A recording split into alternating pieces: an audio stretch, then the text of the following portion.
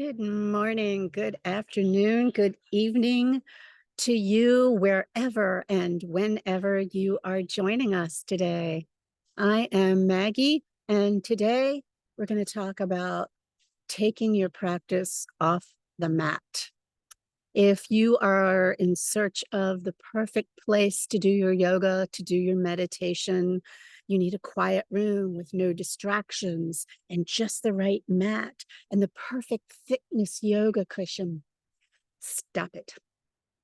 There is no perfection in the world, only in our spirit and our hearts. But as far as our venue, there's always going to be something going on. The upstairs neighbors is going to start banging around. And in my case, I have a perfect little studio in there, and I got a roof leak and a ceiling leak, and I can't use my little studio right now.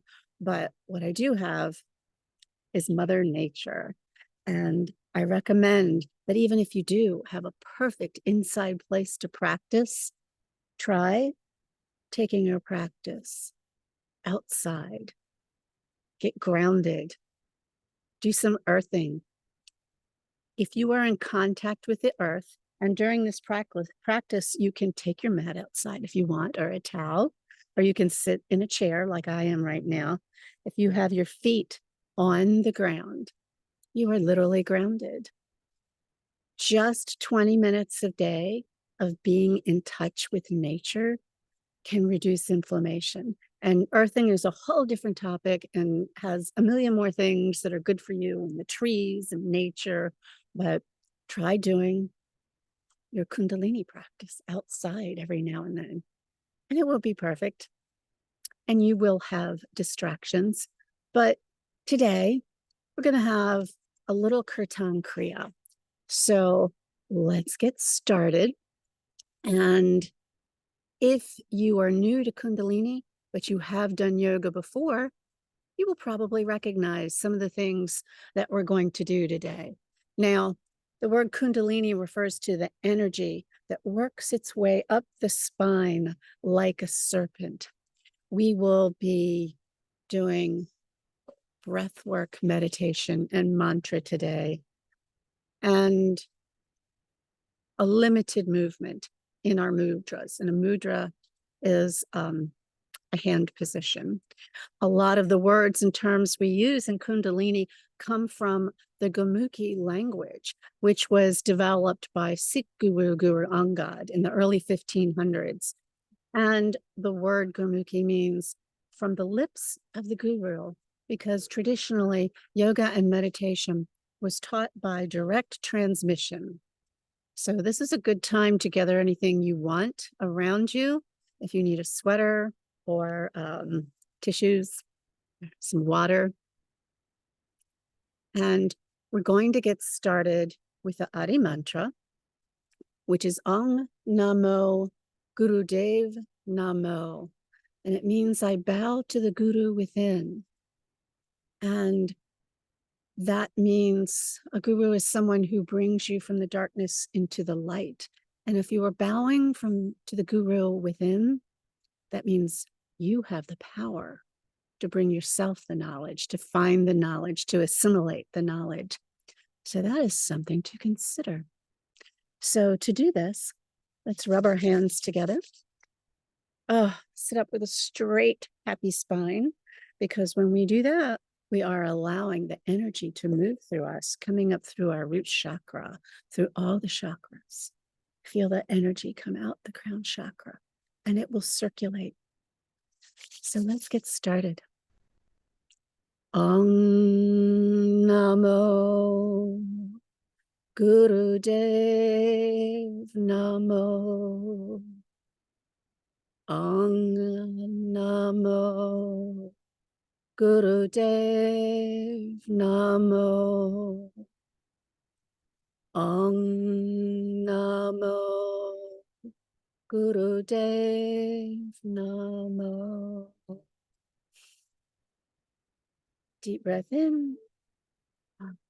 Slowly relax your hands down to your lap. Now, the Kirtan Kriya It can pull all the loose ends together, help us focus, help us concentrate.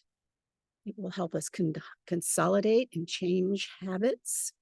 Um, it's also good for mental balance. Awaken to the infinite capacity of the soul for sacrifice, service, and creation. It is said that a person who meditates this way for 2.5 hours a day for a year will know the unknowable and see the unseeable.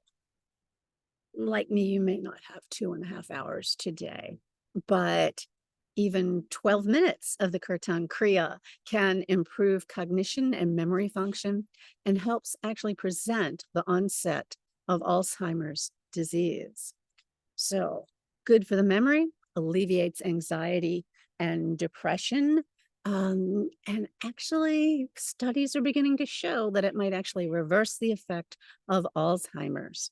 So I am going to put these words into the chat so that you can see what it is you are saying. There we go. Sa, we're going to be saying sa, ta, na, ma. Sa is birth, beginning, the totality of the cosmos. Ta, life, existence, creativity. Na is death and transformation. Ma is rebirth, regeneration, and consciously experiencing the joy of the infinite. And when we are outside without a ceiling over our head, it is much easier to visualize and feel the infinite, isn't it? So, mudras. What we're going to be doing today is we'll hold our hands like this. We're going to be doing this, but you can rest your hands on your knees. I'll hold them up for a moment so you can see what we're doing. We'll be saying sa, ta, na, ma. Sa, ta, na, ma. So in turn, we'll be taking the thumb and forefinger, the Gyan Mudra, and then the thumb and middle finger, thumb and ring finger, thumb and little finger. So now we'll be saying this out loud for 2 minutes. Sa, ta, na, ma. Then we're going to whisper for 2 minutes. Sa, ta. Then we will say it silently for 3 minutes. Afterwards, we'll come back out. 2 minutes of whisper. Sa, ta. 2 minutes out loud. Sa, ta, na, ma. While we're doing this, our eyes will be closed. We'll be meditating with our eyes focused on the brow point. So our eyes will be raised up somewhat with the lids closed. Now, wherever you are, you might have distractions. So today's challenge will be, can you absorb yourself into your meditation despite the distractions that are going on around you? And maybe the things that are going around you, they might even strengthen your practice. So let's begin. I'll start with my hands up so you can see me. Then I'm going to lower my hands down to my knees. And again, any contact you can have with the earth is going to be so beneficial for you. So let us start. Eyes closed, focused above the brow. Sa, ta, na, ma. Sa, ta, na, ma. Sa, ta, na, ma. Sa, ta, na, ma. Sa, ta, na, ma. Sa, ta, na, ma. Sa, ta, na, ma. Sa, ta, na, ma. Sa, ta, na, ma.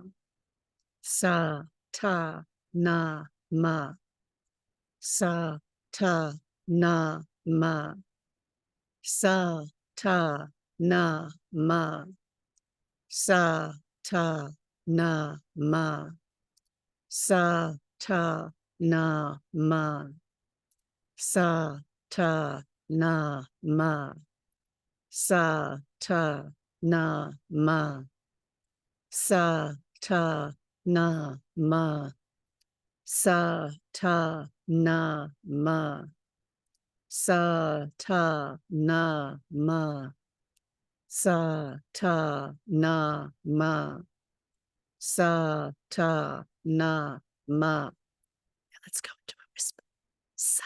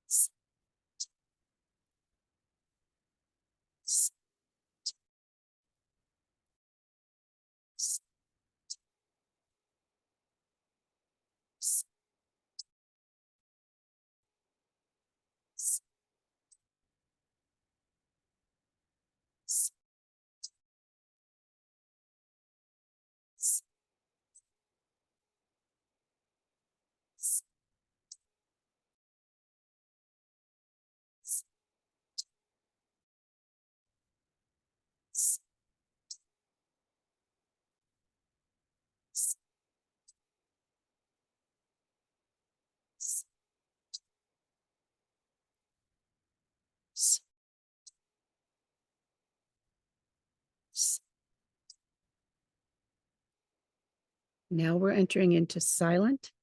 This is a good opportunity as you enter into a silent recitation. Double check your spot posture, your spine. Are you grounded? Are you sitting tall and straight, allowing the energy of the earth to flow through you? 3 minutes silently to yourself.